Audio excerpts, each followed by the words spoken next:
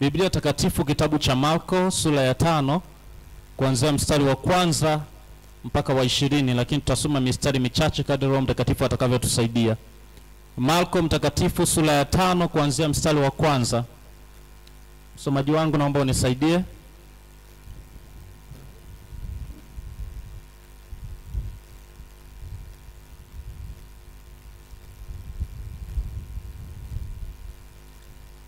Marko sura ya 5 kuanzia mstari wa 1.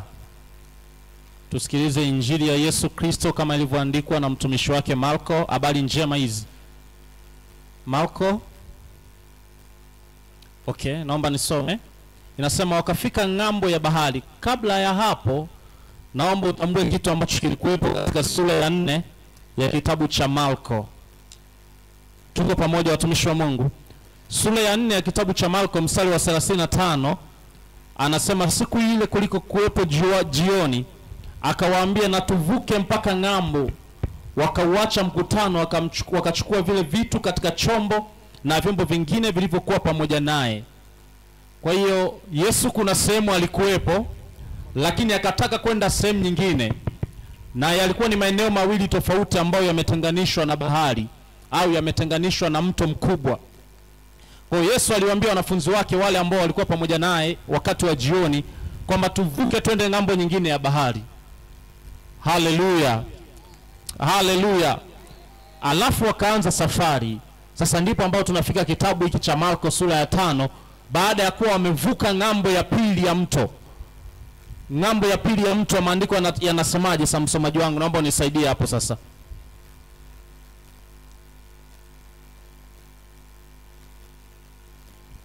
Amen. Wakafika ng'ambo ya bahari mpaka nchi ya Wagerasi.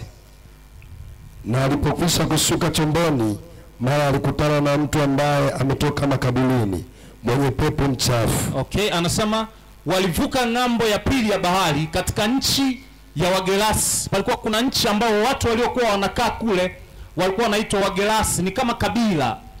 Kwamba tunajua labda katika mkoa wa Mbeya kuna Wanyakyusa, labda Dar es Salaam kuna Salamo, kile fulani kuna watu wa aina fulani. Kwa wakafika katika upande wa pili wa bahari, na watu ambao walikuwepo kule walikuwa wanaitwa Wagerasi.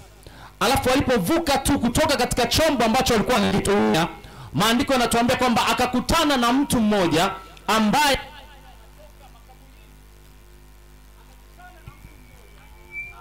alikuwa anatoka makaburini. Haleluya. Bwana Yesu asifiwe. Akakutana na mtu mmoja aliyekuwa anatoka kwenye makaburi. Na maandiko yanasema kwamba yule mtu hakuwa mtu wa kawaida. Alikuwa ni mtu ambaye amejaa ndani yake pepo wachafu. Kama tuko pamoja tuseme amina. Alikuwa sio mtu wa kawaida, ni mtu ambaye ndani yake alikuwa amejaa pepo mchafu. Haleluya. Na asema makao yake yalikuwa pale makaburini, wala hakuna mtu yoyote aliyeweza kumfunga tena hata kwa minyororo, kwa sababu alikuwa amefungwa mara nyingi kwa pingu na minyororo, akazikata ile minyororo na kuzivunja zile pingu, wala hakuna mtu aliyekuwa na nguvu ya kumshinda. Hapo ndipo mstari wa 4. Kwa maandiko yanatuambia huyu mtu alikuwa anakaa makaburini, hakuwa mtu wa kawaida. Watu wengi wao wanaogopa kupita makaburini. Hasa inapofika mida ya jioni, mida ya usiku, makaburini watu wengi wanaamini kwamba sio sehemu sahihi ya kuwepo. Lakini kuna mtu mmoja ambaye yeye makao yake yalikuwa ni makaburini. Kila siku asubuhi, mchana na jioni anakaa katikati ya watu ambao wamekufa. Na ni kwa sababu palikuwa kuna roho ndani yake ambayo inamsukuma kukaa huko. Pepo ambaye alikuwa yuko ndani yake alikuwa anamshauri, alikuwa anamshawishi kwenda kukaa katika makaburi, kukaa katikati na watu ambao wamekufa. Na maandiko yanatuambia kwamba katika ile njia ambapo yule mtu alikuwa anakaa, watu wote walikuwa wanafahamu kwamba kuna mtu wa aina fulani ambaye yupo huko. Kwa hiyo watu walikuwa hawapiti katika hiyo njia. Na mara kadhaa maandiko matakatifu yanatuambia ya kwamba alikuwa ni mtu mkorofi, na kwa hiyo walikuwa wanajaribu kumfunga mikono yake kwa kamba. Lakini kwa sababu ya nguvu ambayo ilikuwa ndani yake, maandiko yanasema kwamba zile kamba alikuwa anazivunja. Lakini wakati mwingine walikuwa wanajaribu kumfunga kwa pingu za chuma, lakini hata hivyo bado kuna nguvu ambayo iko ndani yake ambayo ilikuwa na uwezo wa kuvunja zile pingu za chuma. Kwa hiyo hata zile pingu alizokuwa anafungwa katika mikono yake bado alikuwa na uwezo wa kuzivunja. Kwa hiyo huyu mtu hakuwa mtu wa kawaida. Hakuwa mtu wa kawaida mwenye uwezo wa kuvunja kamba, mwenye uwezo wa kuvunja pingu, na maandiko yanasema kwamba alikuwa anafungwa na minyororo. Anafungwa minyororo katika mikono yake, lakini ile nguvu ikimshukia au ile nguvu ikichachamaa ghafla, ile minyororo inaachia. Ile miguu ambayo alikuwa amefungwa minyororo, ile nguvu ikichachamaa ghafla, ile minyororo ya miguu nayo inaachia ghafla. Kwa hiyo hakuwa mtu wa kawaida. Na siku moja Yesu amesema kwamba tuvuke mpaka ng'ambo, twende upande wa pili wa bahari. Alipoenda amekutana na huyu mtu ambaye watu walikuwa wanamuogopa, ambaye alikuwa ni tishio katika ule mji, ambaye alikuwa ni mtu wa tamaniki, mtu ambaye hakubaliki, mtu ambaye anadhalauliwa kwa sababu ya maisha aliyokuwa nayo, kwa sababu ya nguvu ya giza ambayo ilikuwa iko ndani yake. Watumishi wa Mungu, Bwana Yesu atuhurumie sana. Haleluya, haleluya.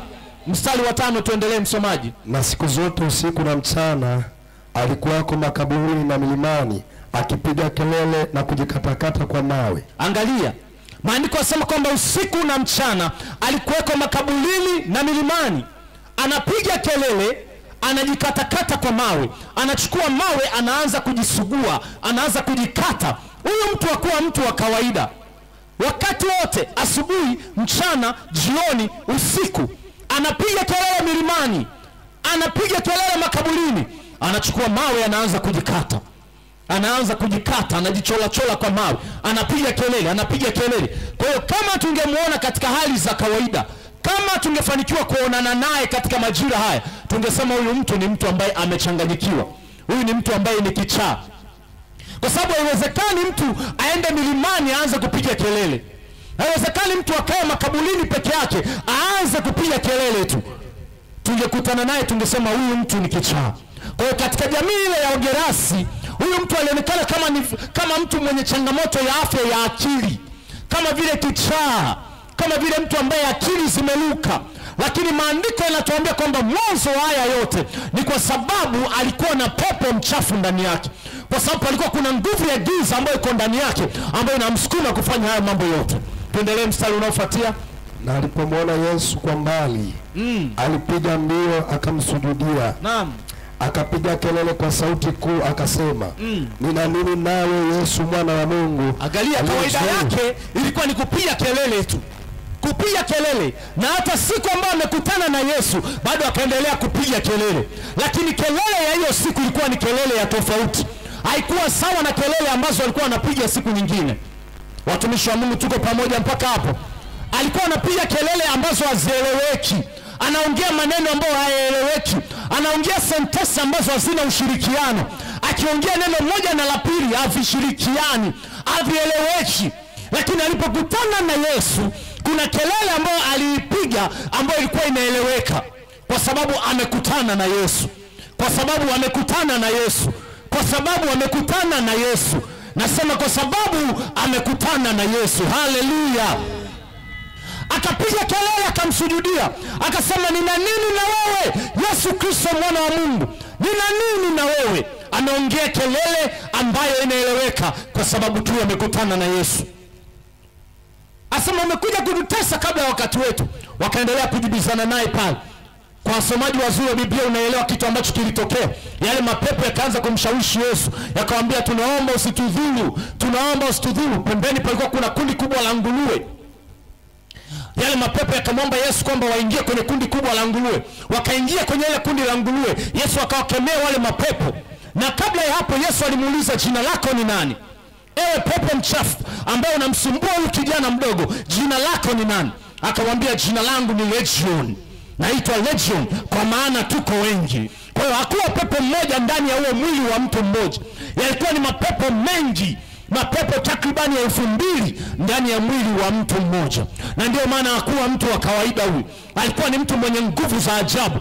Fikiria, anafungwa pingu anazikata, anafungwa minyororo anajikata, anajikatakata na viwembe, anajikatakata na visu, anajikatakata na mawe, anapiga kelele milimani mpaka watu wote wanasikia, kwa sababu ya nguvu ya giza ambayo ilikuwa iko ndani yake. Yesu alipomuuliza unaitwa nani, akasema naitwa Legion, kwa maana tuko wengi. Yesu akawaamuru akamwambia ondoka ndani ya mwili wa huyu kijana. Na maandiko yatuambia kwamba akaondoka, wakaingia katika ile kundi la nguruwe, takribani nguruwe 2000, wakadumbukia wote kwenye bahari, kwa sababu wametoka tu baharini. Kumbuka Yesu amevuka baharini, wanashuka tu wanakutana na mtu mwenye pepo. Alafu pembeni kuna wachungaji wa nguruwe zaidi ya 2000 wako wanatembea pale. Kwa wale mapepo wakaingia, ni kama vile kila pepo mmoja aliingia kwa nguruwe mmoja, alafu wale nguruwe wote wakadumbukia baharini wakafa. Na maandiko yanatuambia hivi, wale wachungaji wa nguruwe walipoona hayo mambo yametokea, wakaenda mjini wakawapasha watu habari kwamba kuna mtu mmoja ambaye alikuwa na pepo amekutana na Yesu. Yesu ameamuru wao mapepo waingie kwenye nguruwe. Wale nguruwe tuliokuwa tunawafuga wamedumukia wote baharini. Kwa hiyo tumeingia hasara. Umefika huo mstari huo? Akamsihi wapeleke nje ya nchi ile, na hapo mlimani palikuwa na kundi kubwa la nguruwe wakilisha. Pepo wote wakamsihi wakisema, tupeleke katika nguruwe tupate kuwaingia wao. Akawapa ruhusa wale pepo wachafu, wakatoka wakaingia katika wale nguruwe. Nalo kundi lote likatelemka kwa kasi gengeni, wakaingia baharini, wapata 2000 wakafa baharini. Wachungaji wao wakakimbia wakaieleza habari mjini na mashambani. Watu wakatoka waliona lililotokea. Wakamwambia Yesu, akamwona yule mwenye pepo ameketi amevaa nguo, ana akili zake, nao ndiye aliyekuwa na lile jeshi, wakaogopa. Hapo ni mstari wa 13. Tuishie hapo. Anasema kwamba wale wachungaji wakaenda mjini wakawaambia watu habari ya mambo yaliyotokea, ili waje na wenyewe washangae pamoja na Yesu. Sasa watu wakaja wakamkuta yule mtu. Napenda sana mstari wa 15 jinsi ambavyo unasema. Anasema kwamba wakamwendea Yesu, wakamwona yule mtu mwenye pepo ameketi amevaa nguo. Kwa maneno ni kwamba alikuwa havai nguo. Sasa wamekutana naye amevaa nguo. Tuko pamoja mpaka hapo? Amevaa nguo na tena ana akili zake. Wow. Ana akili zake. Kwa hiyo kuna akili alizokuwa nazo ambazo hazikuwa zake. Tuko pamoja? Kuna akili ambazo zilikuwa ndani yake ambazo hazikuwa zake. Ndizo ambazo zilikuwa zinamuongoza kufanya mambo ambayo anayafanya. Sasa wamemkuta saizi ana akili zake timamu. Walikuwa wanamuona ni kijana ambaye hana akili, kijana ambaye ameshachanganyikiwa, kijana ambaye hana tumaini, kijana ambaye haeleweki tena, ambaye hata wazazi wake wanakuwa wanalia mchana na usiku. Ndugu zake, wadogo zake, wakubwa zake, dada zake wakimtazama ndugu yao katika familia, moyoni machozi yanawatoka, kwa sababu akili ambayo iko ndani yake sio akili ya kawaida, ni akili ya kipepo. Kwa sababu maisha ambayo anayaishi sio maisha ya kawaida, ni maisha ya kipepo. Leo wamekutana na Yesu, anashangaa yuko miguuni pa Yesu. Haleluya. Habari ya yule kijana ilibadilika ile siku tu alipokutana na Yesu. Maisha ya yule kijana yalibadilika ile siku tu alipokutana na Yesu. Mfumo wa maisha wa yule kijana ulibadilika ile siku tu alipokutana na Yesu. Akili za yule kijana zilibadilika ile siku tu alipokutana na Yesu. Ile siku tu alipokutana na Yesu. Na mimi ninawaombea watu wa mahali hapa kwamba tusimalize mkutano kabla haujakutana na